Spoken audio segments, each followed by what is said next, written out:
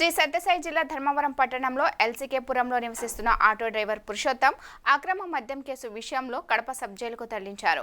తన భార్య రోహిణి పిల్లలు మీడియాతో మాట్లాడుతూ ఆర్థిక పరిస్థితి చాలా ఇబ్బందిగా ఉందని, తన భర్తకి 3 ఏళ్లు జైలు శిక్ష విధించారని, తన 2 ఆడపిల్లలు బీటెక్ చదువుతున్నారని, తన భర్త జైలుకు పోవడంతో పిల్లల చదువు ఆగిపోయింది.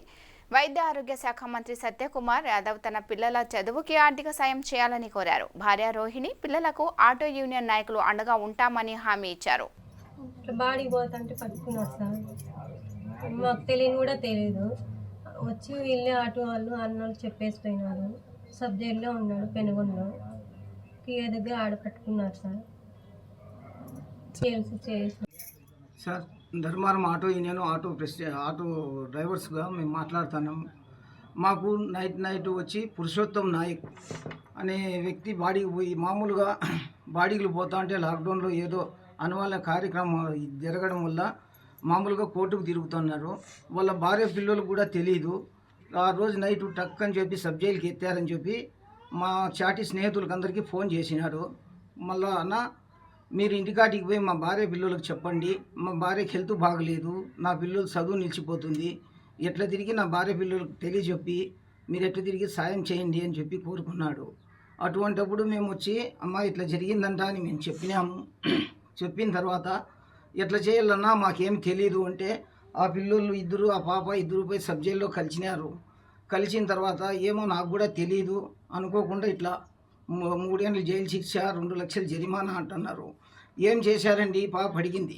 అడిగితే నాకు తెలియదు అనుకోకుండా బాడీకి పోయినాను, మద్యం కేసు అని చెప్పి ఇట్లా చేసినారు, ఎట్లా తిరిగి నన్ను కాపాడండి అని భార్యని భర్త అడిగినారు సార్. అంతవరకు మేమంతా చూస్తున్నాము. మేము ఆటో డ్రైవర్స్ అందరూ కలిసి ఏదో మా స్నేహితునికి సాయం చేయాలని చెప్పి పోరాడుతున్నాము. పిల్లలు చదువులు ఇద్దరివి నిలిచిపోతున్నాయి. ఆయమ్మకు కూడా ఆరోగ్యం బాగలేదు. దాని గురించి అయ్యా మీరు ఎవరన్నా ఉంటే దయచేసి రవంత హెల్ప్ చేయండి. చదువు వచ్చిన వాళ్ళు, మాకు చదువు రాదు, మేమైతే ఇంత మాత్రం చెప్తున్నాం. అయ్యా సత్యకుమార్ సార్ నమస్కారం. మేము ధర్మవరం ఎమ్మెల్యే అయినా, మిమ్మల్ని మంత్రి అయినా మిమ్మల్ని ఒకటి కోరుకుంటున్నాము. ఆ పిల్లలకంటూ ఇప్పుడు ఎవరూ లేరు. వాళ్ళ డాడీ వచ్చి ఇట్లా స్టేషన్లో ఇరుక్కున్నారు. పిల్లల చదువులకి చాలా కష్టంగా ఉంది. ఆమెకి అంత హెల్త్ బాగలేదు. కొద్దిగా హెల్ప్ చేయమని మిమ్మల్ని అందరినీ కోరుకుంటున్నాము ఆటో డ్రైవర్స్. నమస్కారం. మన అనంతపురం జిల్లా ధర్మవరంలో జరిగిన చిన్న ఇన్సిడెంట్ వల్ల ముందుకు రావడం జరిగింది. మా ధర్మవరంలో ఆ విజయ వినాయక ఆటో స్టాండ్ ఆటో చూసుకునే పురుషోత్తం నాయక్ అనే పిల్లోడు అనివార్య కారణాల వల్ల కడప సబ్ జైల్లో 3 ఏళ్ళు జైలు శిక్ష అనుభవించాల్సి వచ్చింది.